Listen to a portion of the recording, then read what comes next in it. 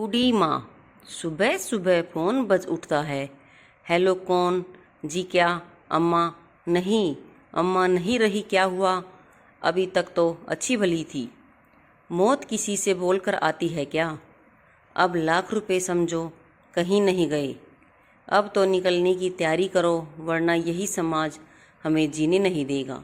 जल्दी करो। सभी एक आलीशान गाड़ी में बैठ जाते हैं। कुछ ही घंटों में गांव में एक खंडर जैसे मकान के सामने गाड़ी रुकी।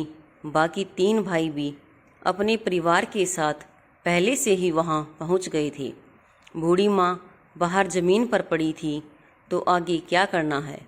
करना क्या है ये कहो, निपटाना है। इतनी गर्मी, ना लाइट ना पंखा। हे भगवान, कहाँ फंस गए? अंदर चल के देखे, कोई खजाना तो नहीं गाड़ रखा है। सभी हंसते हुए अंदर जाते हैं। घर के अंदर जाते ही टूटी फूटी एक चारपाई पड़ी थी, कुछ बर्तन, घर के अंदर अनाज के नाम पर थोड़ा सा आटा, 2 भेली गुड़ और एक छोटी सी प्याली में तेल रखा था। बस यही थी उस बूढ़ी अम्मा की पूरी दुनिया। कल अम्मा तो बिल्कुल ठीक थी। पास के घर में शादी थी तो वहाँ से गुड़ तेल पाकर खूब खुश थी। और आज ये सब, बरसात में छत से पानी गिरता था, पूरी रात कोने में दुबकी बैठी रहती, पर किसी से कोई शिकायत नहीं की। कई बार तो भूखे पेट ही सो जाती थी, पर कोई शिकायत नहीं करती।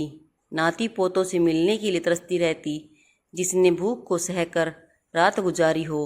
अब उसके मरने के बाद ये सारे ढोंग बंद करो। वो तो अब चली गई, अब जताने की क्या ज़रूरत है? हजारों को बुलाकर खिलाने की अब क्या ज़रूरत? अब कितना भी दान करो, जो चला गया वो चला गया। अब तुम लोग भी जाओ, समाज को दिखाने का दिखावा बंद करो। जब एक एक पैसे को तरसती थी तब कहाँ थे? अब लाखों भी खर्च करो, उसे क्या मिलना है? कहते हुए वो गांव की धोबिन आंखों से आंसू पोंछते हुए, यह समाज की एक बड़ी समस्या है। जो माँ बाप अपने बच्चों के लिए खुद की कुर्बानी दे सकते हैं, उन्हीं के बच्चे बुढ़ापे में दर दर की ठोकर खाने के लिए छोड़ जाते हैं। पूरा परिवार काम निपटाकर शहर लौट गए और एक राहत की सांस लेते हुए, चलो फुर्सत हुई, अब न अम्मा रही और ना कोई मुसीबत। क्यों जी?